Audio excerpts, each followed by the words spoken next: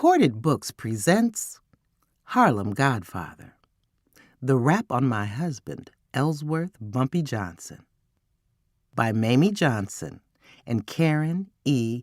Quinones, narrated by Patricia R. Floyd.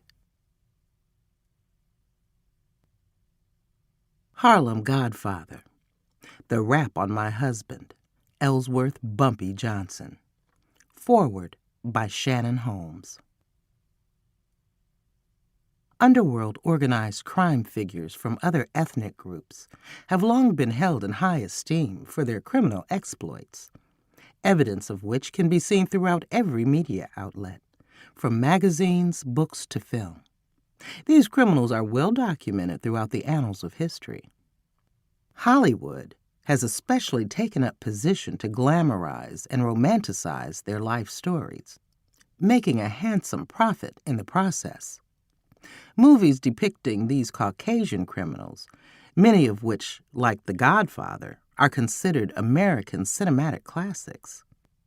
They live on long after the person in question has passed away, later to be discovered by other unsuspecting generation after generation.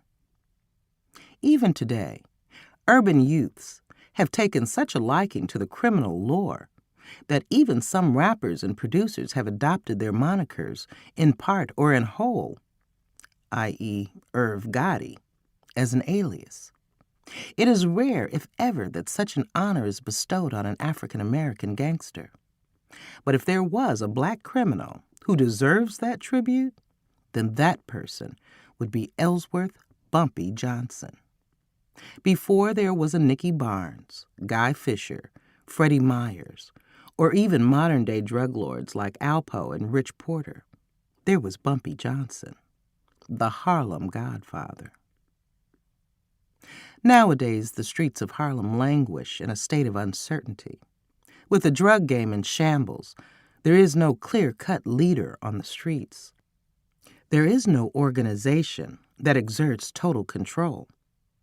Once upon a time ago, there was. Bumpy Johnson and his cohorts ruled Black Harlem with an iron fist. Nothing illegal happened unless he gave the word. He was the man before my generation knew who or what the man was. Bumpy was a man amongst men. He was a true stand-up guy who took on the upper echelons of the mafia and won. Way back when, America was looked upon by foreigners as the land of opportunity. But here at home in the United States, the black man couldn't even find decent work to feed his family. Foreigners routinely came from across seas and took all the best jobs, even in the criminal realm. Time and time again, the black man was underestimated and overlooked. Conditions such as these spurred many law-abiding black men to enter into a life of crime. They merely took the bitter fruit, the lemons, that the corrupt political infrastructure gave them and made sweet lemonade. From the undercarriage of society, the have-nots were born. From humble beginnings came a true American gangster. When the streets of New York were ripe for the taking, Bumpy Johnson carved out his own piece of the American dream. This man was larger than life. In between these pages lie the answers to the mystery surrounding his life. See why Bumpy Johnson was reviled by some, loved by many, but respected by all. Chapter 1. Godfather of Harlem.